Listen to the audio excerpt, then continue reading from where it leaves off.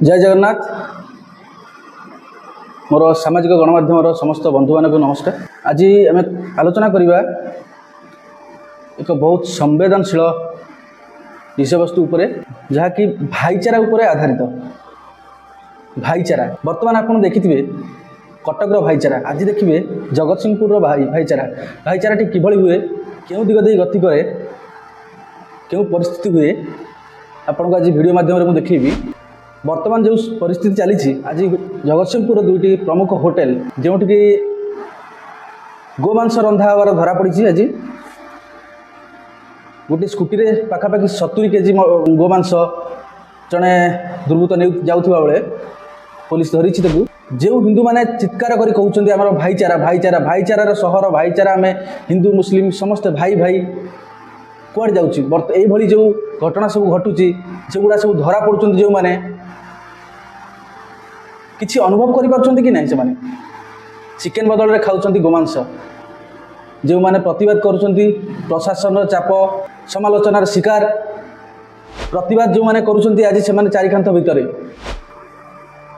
जो मैंने social media रे निजर मंतव्य रखुंट धर्म निरपेक्षतार कथा कहते से मैंने कौन एथु किसी अनुभव कर थरे चिंता करूँ।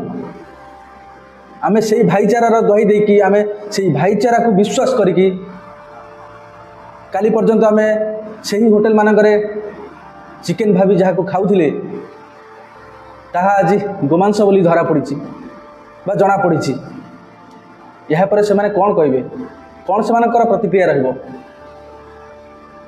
इथिरे किसी कहे बानर सेना मातिचंती, किसी जन मंतव्य देवे एमाने धर्मर ठिका नहीं कि रखिचंती।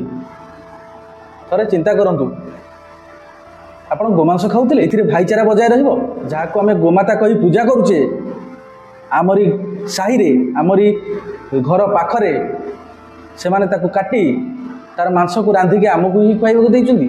देखंतु ए दृश्य को।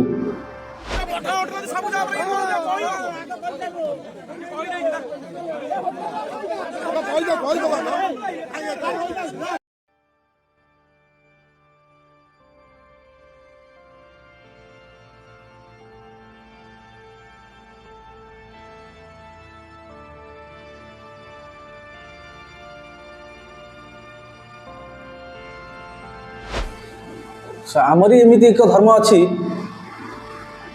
जो कि हेतुवादी केतुवादी एमती केते प्रकार वादी मैंने बाहर कौन से थरुटे भली कार्यक्रम देखा जाऊ ना। थरुटे से नजर पकई पारना कि गोमांस रांधिकी आमको भाईचारा जहाँ को आम कहूचे भाई से आमको आम माता को काटिकी खाइबा दौरान।